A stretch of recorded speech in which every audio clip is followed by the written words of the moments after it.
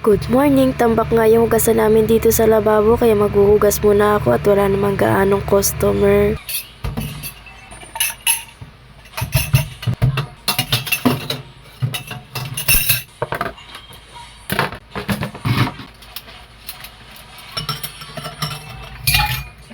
Ang tagal ko nga natapos itong paghuhugas ko dahil kung kailan naghugas na ako, saka naman maraming nagbilihan. So ayan, kinat ko na lang at pinorward. Ito nga mga mi ang ginagawa ko pag wala namang gaanong customer, naghuhugas na ako dito at hindi ko na inaantay yung kapatid ko. Dahil kung aantayin ko pa siya, dadami talaga yung hugasin. Yung minuhugasan niya, pag uwi niya, yung tira-tira na lang yung hindi ko nahugasan. Pero kung wala naman akong ginagawa at nakabalot naman lahat ng paninda ko, itong ginagawa ko, inuhugasan ko pa unti-unti yung mga hugasin dito sa lababo. Pag sinisipag talaga ako mga mi, ito talagang ginagawa ko. Favorite ko talaga yung maghugas. Katapos kong maghugas, nililinisan ko yung lababo. Napakahirap din pala pag yung lababo ay lubog. So ayan, nasa gilid-gilid yung dumi kaya obligado ka talagang kuskusin sila at punasan. So ayan mga mi, katapos natin maghugas dyan, kailangan iiwanan natin yung lababo na malinis.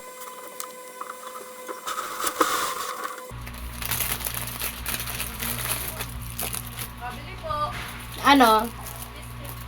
Dapat ganito kalinis yung mga lababo natin pagkatapos na natin maghugas. So ayan, nagiging komportable kasi tayo pag ganito. So ang gumagawa na rin pala ako dito ng yelo na paninda ko dahil yung nasa taas na yelo ay matitigas na at ibinaba ko na kailangan ko ng refillan. Ito mga mi, malalaki talaga yung yelo na ginagawa ko dahil nawasan naman yung gamit natin. At 5 piso nga pala ang bintahan ko dito. Sa hindi nakakaalam pang survive namin to sa bayarin ng aming tubig, ito na talagang sumasagot yung yelo ko. Kaya ayan, ang sipag-sipag ko talaga gumawa ng yelo. Sino ba naman hindi sisipagin, diba?